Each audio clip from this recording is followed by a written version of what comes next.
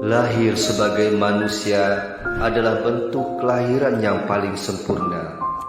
Dari para malaikat, alam cahaya, alam langit, sampai seluruh saripati alam berkumpul di dalam tubuh manusia menjadi bahan manusia.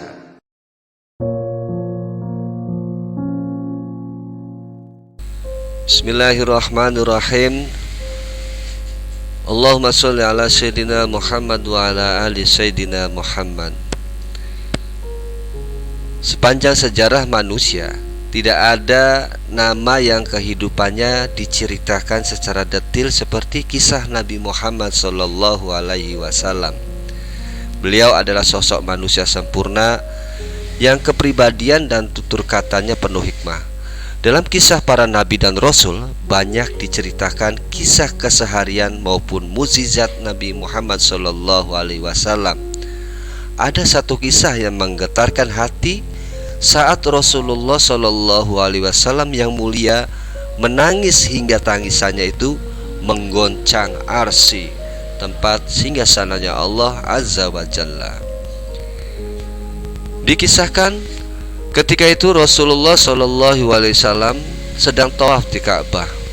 Beliau mendengar seseorang di hadapannya bertawaf sambil berzikir, "Ya Karim, Ya Karim." Rasulullah menirunya membaca, "Ya Karim, Ya Karim."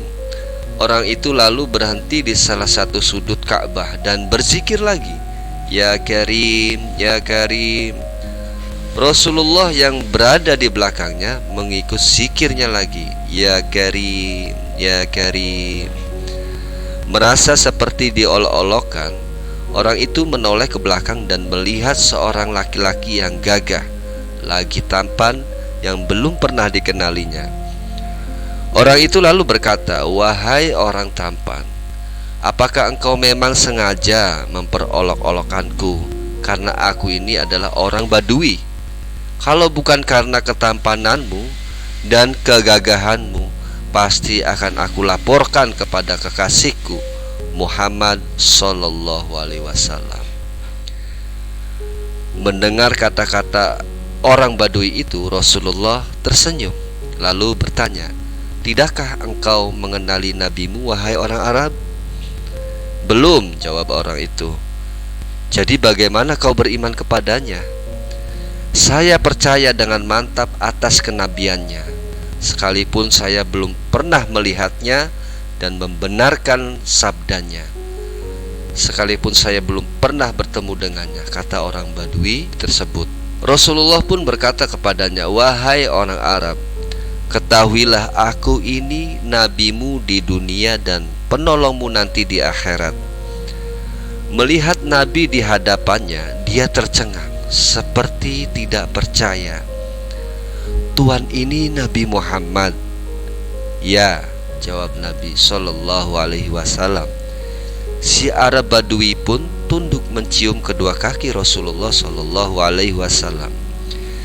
Melihat itu, Rasulullah menarik tubuh orang itu seraya berkata kepadanya, "Wahai orang Arab, janganlah berbuat seperti itu.